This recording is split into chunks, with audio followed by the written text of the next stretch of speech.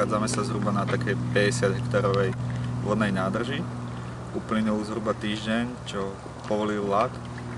Konečne sa dá už chytať a preto aj niekoľko rybárov už navštívilo brehy. Uvidíme, ako sa bude dariť dneska nám. Poďme na to. Keďže je len začiatok marca, voda má slabých 4 až 5 stupňov. Treba s krmivo radšej opatrne, treba si vybrať správne krmivo. Ak by bola teplejšia voda a chystali by sme sa na lov kaprov, ideálny by bol Method Mix. Method Mix je však na túto dobu veľmi zrnitý, obsahuje strašne veľa hrubých čiastok a potrebovali by sme ho preosiať. Druhou voľbou je špeciálne krmivo na pleskače a na plotice. Táto trojkilovka V1 je na to ideálna, avšak takisto ako celá rada V1 obsahuje veľa hrubých čiastočiek a potrebovali by sme ho takisto preosiať, aby sa nám ryby rýchlo nezasítili. Najideálnejšou voľbou dneska máme plotice čiernu. Je špeciálne určená na studenej vody, obsahuje len jemné čiastočky a je špeciálne určená na pleskáče, plotice a ostatné drobné ryby.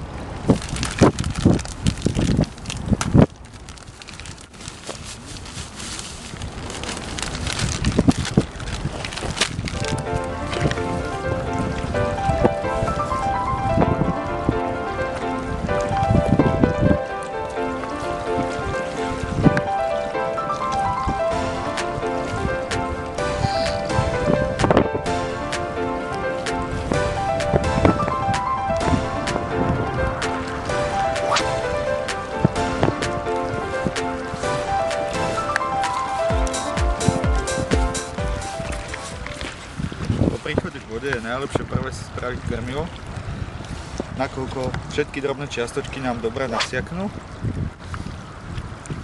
A krmivo môžeme vlhčiť aj na 2, na 3, na 4 krát. Teraz ho máme predpripravené a môžeme si ísť vyvážiť plavák a nachystať ostatné veci.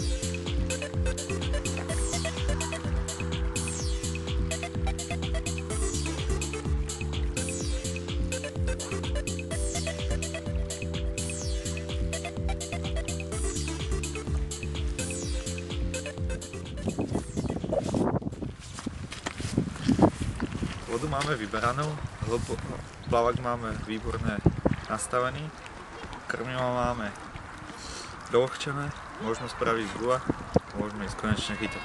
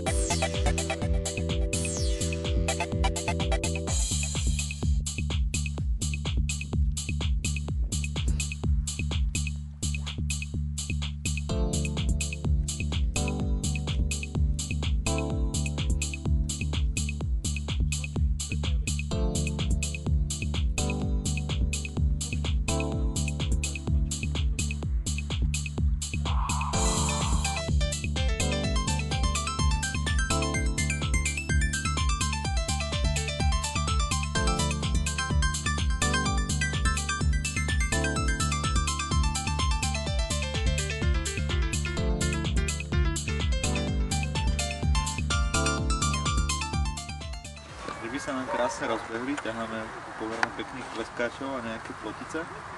Riešili sme teraz kostiakov na troch na háčiku, tak skúsime, či pôjdu aj nejaký väčší pleskáč.